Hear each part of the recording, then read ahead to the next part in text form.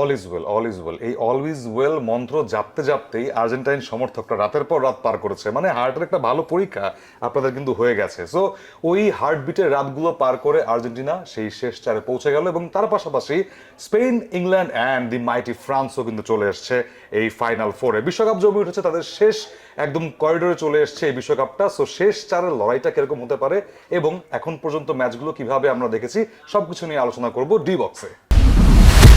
D box নিয়ে চলে আসলাম আবারও চ্যানেলের পর্দায়। দেখতে পাচ্ছেন প্রতি রাত 12টা 30-এ, এবং তার পাশাপাশি ওটিটি প্ল্যাটফর্ম আই স্ক্রিনে দেখতে পাচ্ছেন সেই ম্যাচগুলো লাইভ, এবং তার পাশাপাশি বাংলা ধারাভাষ্য শুনতে পাচ্ছেন রেডিও ভূমি 92.8 FM এ। সো জোড়ার কথা হবে আজকে অনেক। সো সেই জোড়ার কথা বলতে আবারও বলবীর প্রান্তর আপনাদের সাথে চলে আসলো অনেকদিন পরে, বাট সাথে নিয়ে চলে আসছে আমাদের সেই পুরনো জোড়াকে, অর্থাৎ আহমেদ বিন পারভেজ, যার রোল রিভার্সাল হয়ে গেছে। ইয়েস, সুইপ হয়ে গেছে, বাট আর্জেন্টিনার ভাগ্যটা কিন্তু সুইপ মানে সোয়াপ হয়নি সেখানে। আর্জেন্টিনা ভাগ্যের জোরটা পায় সবসময়, মানে বলে না যে Fortune favours the brave.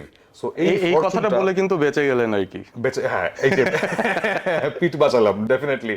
But না, আপনাকে চ্যাম্পিয়ন হতে হলে আপনার স্কিলের সাথে সাথে অবশ্যই ভাগ্যের জোরটাও থাকতে হয়। সো আর্জেন্টিনা ডেফিনেটলি সেই ভাগ্যের জোরেই কিন্তু অনেকটা তাদের পারফরমেন্সের সাথে যোগ করে এই পর্যন্ত এসছে। But first thing first, obviously যেহেতু ইংল্যান্ডের ম্যাচটা হয়েছে গত রাতেই, সো ইংল্যান্ডের ম্যাচটা নিয়ে আজকে কথা বলতে উদ্গ্রীব হয়ে আছে, because the Jude god Bellingham, Real Madrid fan যেহেতু, সো জুডকে নিয়ে কথা বলতেই হয়। মরিনহো ডেফিনেটলি চোখ রাখছেন জুড বেলিংহামের উপরে, যিনি কিনা পেলের সাথে বিশ্বকাপে গোলের সংখ্যাটা সমান করে দিয়েছেন অ্যাজ দ্য ইয়াংগেস্ট প্লেয়ার।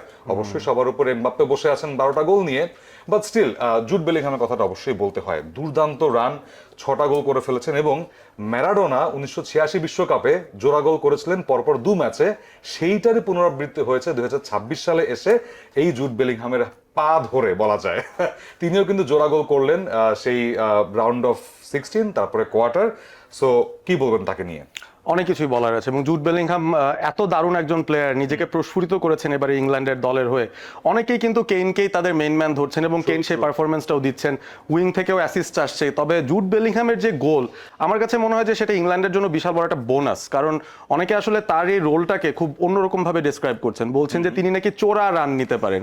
মানে একটা চোর যত ভালো হয় তিনি কিন্তু পুলিশকেও ফাঁকি দিতে পারেন। তো জুড বেলিংহামের যে রানগুলো আসে, সেকেন্ড রান তিনি যেই জোন 14-এ ঢুকে পড়ছেন, ডিফেন্ডারদের পেছন দিয়ে তাদের আড়াল দিয়ে তিনি এসে শটগুলো নিয়ে নিচ্ছেন, এইটা তাকে অনেকভাবে আলাদা করে ফেলছে। এবং এখন যদি আপনি বর্তমানে বিশ্বকাপের যে স্টার্টিং 11 বেস্ট 11 তৈরি করেন সব ওয়ার্ল্ডের প্লেয়ারগুলোকে মিলিয়ে, সেখানে কিন্তু জুড বেলিংহামকে আপনি ওই নাম্বার 10 পজিশনে রাখতে বাধ্য হবেন। রেকর্ডগুলো তার পক্ষে কথা বলছে, বারবার জোড়া গোল করে তিনি এক প্রকার কেইনকে বাঁচাচ্ছেনও। যেদিন কেইন পারফর্ম করছেন না সেদিন কিন্তু জুড বেলিংহাম জ্বলে উঠছেন। আই থিঙ্ক রোলটাও তারা রিভার্স করে নিচ্ছে, বিকজ দেখা যাচ্ছে যে কেইন লোন স্ট্রাইকার হিসেবে খেললেও বেলিংহাম কিন্তু সেই কাজটা করে দিচ্ছেন, একদম হালান্ডের মতোই বলা যায়। হঠাৎ করে ঢুকে পড়ছেন বক্সের ভেতরে, এবং সেই লাস্ট পাসটা কেইনের চেয়ে আমি দেখেছি বারবার বেলিংহামের কাছে আসতে। সো বেলিংহামের সাথে আমাদের মুস্তাফিজুর রহমানের কিন্তু একটা কানেকশন আছেন। কোন মুস্তাফিজুর রহমান? আমাদের কাটার মাস্টার মুস্তাফিজ, ইয়েস, বলছি সেটা অবশ্যই।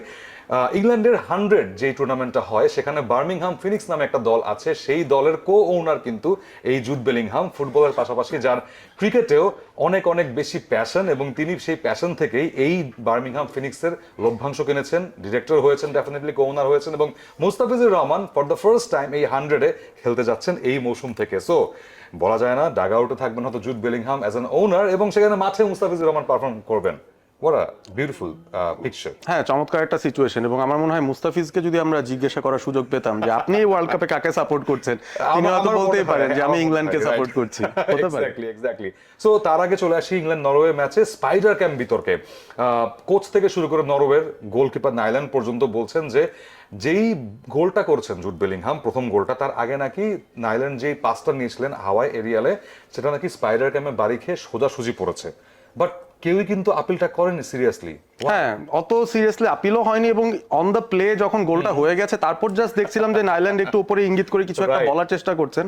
তবে আমার প্রশ্ন হচ্ছে যে ভিআর যেহেতু এখন সবকিছুই চেক করে, তারা এই পজিশনটা বা এই সিচুয়েশনটাও কেন অ্যাসেস করেনি? কারণ স্বাভাবিকভাবে বলের স্বাভাবিক গতি যদি অন্য কোনো ফোর্স থেকে ডিফ্লেক্ট হয়ে আসে, সেই ক্ষেত্রে কিন্তু একটা বাধাপ্রাপ্ত হওয়ার বিষয় থাকে, এবং সেই জায়গা থেকে আমার মনে হয় যে ভিআর এটা চেক করলে এমন হতে পারতো গোলটা স্ক্র্যাপড আউট হতো। But you can take away the finish from Jude Bellingham. তিনি আসলে পাস পাসটা পাওয়ার পর যেভাবে বায়ে চেপে গিয়ে জায়গাটা করে নিয়ে শটটা নিয়ে গোল দিলেন, এক কথায় অসাধারণ। অ্যাবসলিউটলি অ্যামেজিং ইট ওয়াজ। এখন আসি আর্জেন্টিনার কথায়, যেটা অল ইজ অল বলছিলাম আমি, এবং সেই অল ইজ ওয়েল করতে করতে সবকিছু শেষ পর্যন্ত ভালোই হয়েছে আর্জেন্টিনার, বাট ডেফিনেটলি তাদের মিডফিল্ডটা কিন্তু এখনো ক্লিক করতে পারেনি, এবং সেই মিডফিল্ডের ওজেই কারণেই কিন্তু সেট পিসে আর্জেন্টিনা বেশি মনোযোগ দিচ্ছে এবং সেখান থেকেই কিন্তু সেই রানগুলো বের করছে। বাট স্টিল সুইজারল্যান্ডের সাথে it was a tough outing for Argentina, isn't it? খুবই খুবই টাফ ছিল, এবং আপনারা যদি শুধুমাত্র স্কোর লাইনটা দেখেন এবং দেখে মনে করেন যে এই ম্যাচটা খুব সহজ ছিল, বোধহয় আর্জেন্টিনা 3-1 গোলে জিতেছে, কি বা এমন কঠিন হয়েছে, ফার্স্ট হাফটা যারা দেখেছেন তারা নিশ্চয়ই বুঝতে পারবেন কতটা স্ট্রাগল করেছে আর্জেন্টিনা। তারা 4 জন সেন্ট্রাল মিডফিল্ডার নিয়ে যখন উইং পজিশনগুলো কভার করতে চায় সেটা কিন্তু তারা ঠিকমতো করতে পারেনি। সুইজারল্যান্ড এত এনার্জি নিয়ে খেলতে এসেছিল যে তারা আর্জেন্টাইন প্রত্যেকটা মিডফিল্ডারকে কিন্তু অনেকটা ম্যান মার্ক করে রেখেছে, শ্যাডো মার্ক করে রেখে তাদেরকে বলের ওপর সময় দেয়নি। লিওনেল মেসিকেও আমরা আসলে বলের ওপর খুব একটা দেখতেও পারিনি প্রথম হাফটায়, তবে ওই যে 10 মিনিটে একটা ম্যাজিক কিন্তু ক্রিয়েট করলেন। প্রথম 8 মিনিট ধরে মেসির পায়ে একবারও বল যায়নি, শেষ 2 মিনিটের মধ্যে 2টা সুযোগ তিনি তৈরি করেছেন, 2টা কর্নার নিয়েছেন, যার একটা থেকে ম্যাকালিস্টার গোল দিয়ে আর্জেন্টিনাকে এগিয়ে দিয়েছেন। তবে ম্যাচের মোমেন্টাম কিন্তু ছিল সুইজারল্যান্ডের হাতে। এক্স্যাক্টলি, শুধু হাতে ছিল এবং পায়েও ছিল। সেই পারাদেস এবং তার সামনে ফাউলটা না হলে, ফাউলের সেই অভিনয়টা না হলে, লাল কার্ডটা না হলে হয়তো সুইজারল্যান্ড একটা এজ পেয়ে যেতে পারতো। বাট মানে অনেক কিছু হতে পারতো, এমন কিছু হলে নাও হতে পারতো, এমন কিছু বলার আশেপাশে আমি যদি রাখি আর্জেন্টাইনদের সামনের যেই বাধাটা, ডেফিনেটলি সেমিফাইনালে তারা মুখোমুখি হবে ইংল্যান্ডের, এবং সেই 1986-এর একটা ফ্ল্যাশব্যাক যেখানে সেই হ্যান্ড অফ দ্য গড এবং গোল অফ দ্য সেঞ্চুরি দুটোই একসাথে হয়েছিল, এবং সেটার প্রতিপক্ষ ছিল ইংল্যান্ড। এটা নিয়ে কি বলবেন? আমরা বিস্তারিত আলোচনা করবো ডেফিনেটলি পরবর্তী এপিসোডে, but I can't hold myself to discuss about this. না, এটা আমি খুবই excited to be honest. Falkland যুদ্ধের কথা অনেকেই জানেন, সেই বিষয়ে নিশ্চয়ই বিস্তারিত পরে আলোচনা করব। বাট আর্জেন্টিনার কারেন্ট যে ম্যাচটা খেলেছে, যেখানে তারা আসলে সুইজারল্যান্ডের সঙ্গে যে প্রসেসে খেলেছে, সেটার মধ্যে কিন্তু আমি বেশ কিছু ফ্লস দেখি, এবং সেই ফ্লসগুলো যদি খুব জলদি তারা ঠিকমতো রিসার্চ করে বেরিয়ে না আসতে পারে, সেই জায়গার সলিউশন না বের করতে পারে, ইংল্যান্ডের বিরুদ্ধে বেশ কঠিন একটা পরীক্ষা তাদের জন্য অপেক্ষা করছে। কারণ আপনি বারবার লিওনেল মেসির ওই ক্রেজি এফোর্টের উপর ডিপেন্ড করতে পারবেন না। যদিও আর্জেন্টাইন সমর্থকরা যেটা বলছেন, আমিও তো পড়ে রেখেছি জার্সি, বুঝতেই পারছেন যে আমি হয়তো বলছি বিষয়টা, তারা অন্য কারো কাছ থেকেও গোল পাচ্ছে। ম্যাকালিস্টারও গোল পেয়েছেন, এনজো ফার্নান্ডেজ আগের ম্যাচে গোল পেয়েছেন, হুলিয়ান আলভারেজ যিনি গোল পাচ্ছিলেন না এতদিন ধরে, তিনি একটা ফ্যান্টাস্টিক গোল দিয়েছেন। এই গোলটাকে আপনি চাইলেই ওয়ার্ল্ড কাপের টপ 5 গোলসের মধ্যে রাখতে পারবেন। ইম্যাকুলেট ফিনিশ ছিল, এবং সেটা তাকে যতটুকু মোরাল বুস্টার দিবে আমার মনে হয় এটা আর্জেন্টিনার জন্য খুব ইম্পর্টেন্ট ছিল। সো 3-1 স্কোর লাইনের মধ্যে লাউতারোর আসা এবং আলভারেজের স্কোর লাইনে আসা এবং ম্যাকালিস্টারের আসাটা, মেসির না থাকাটা, এটা কিন্তু আস্তে আস্তে প্রমাণ করছে যে আর্জেন্টিনা ওই মেসি নির্ভরতা থেকে হয়তো একটু একটু করে বেরিয়েও আসছে। একটা ছোট কোশ্চেন করি, আলভারেজ কি মানে দোমনা হয়ে আছেন তার এই ট্রান্সফার মার্কেটের এই রিউমারগুলোর জন্য? হতে পারে, তবে আলভারেজের কাছ থেকে এই গোলটা আমরা এক্সপেক্টই করি। গত ওয়ার্ল্ড কাপেও তিনি এই ধরনের অসাধারণ কিছু গোল দিয়েছেন, 4টা গোল ছিল তার, এবার তার প্রথম গোল দিলেন তিনি কোয়ার্টার ফাইনালের মঞ্চে এসে। সুতরাং আমার মনে হয় he is a big game player, সামনের দুটো ম্যাচে তার ইম্পর্টেন্ট ইম্প্যাক্ট পাবো। কিন্তু এখানে একটা আসলে ডিবেট আছে, যে ডিবেটটা আমরা রিবাঙ্ক না করলে আসলে হয় না। দর্শকরা নিশ্চয়ই ভাবছেন যে আমরা সেটা কি ইচ্ছা করে এড়িয়ে যাচ্ছি কিনা, সেই এমবোলো রেড কার্ডটা। আমি আসলে প্রান্তরের কাছ থেকেই জানতে চাই যে এইটাতে কি এমবোলো আসলে পারেদেসকে হলুদ কার্ড খাওয়াতে গিয়ে নিজে ধরা খেয়ে গেলেন, নাকি ব্যাপারটা কি? As a neutral fan definitely আমি Brazil fan, but definitely anti Argentina না, যেটা সবসময় প্রবলেম হয় দর্শকদের। বাট এমবোলোর এই অভিনয়টা বা অ্যাক্টটা ডেফিনেটলি এমবোলোর নিজেরও যেমন ভুল ছিল, আই থিঙ্ক রেফারিরও ভুল ছিল। রেফারি যদি পারেদেসকে সেখানে ইয়েলো কার্ডটা না দিয়ে দিতেন, তাহলে কিন্তু সেই ডিসিশনটা নিয়ে রিভিউ হতো না, ভিএআর চেক হতো না, এবং তারপরে পারেদেসের হলুদ কার্ডটাকে সরিয়ে সেখানে কিন্তু এমবোলোকে সেকেন্ড ইয়েলো কার্ডটাও দেওয়া হতো না, যেটা আলটিমেটলি রেড কার্ডে হয়ে যায়। সো আমি বলবো রেফারির একটা না 2টা ভুল ছিল এখানে। যেই ভুলের শিকারটা আলটিমেটলি সুইজারল্যান্ড এমবোলোর কারণে হয়েছেন, বাট লাভবান হয়েছে সেখানে আর্জেন্টিনা এবং পারেদেস সেখানে। সো সেখান থেকে বলতে হয় যে 10 ম্যান আর্মিকে পেয়ে আর্জেন্টিনা বেশ ভালো মতো ফায়দাটা আদায় করতে পেরেছে। বাট সেখানেও ডেফিনেটলি আর্জেন্টাইনদের একটা বলতে হয় যে বাহাবা দিতে হয়, কারণ 10 ম্যান আর্মি সবাই হতে পারে।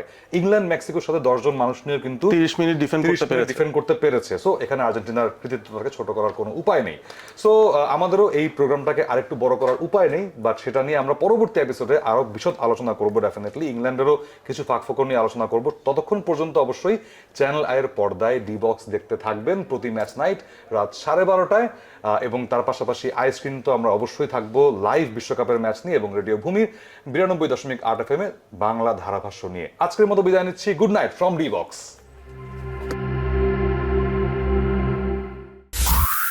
রেডিও ভূমি 92.8 FM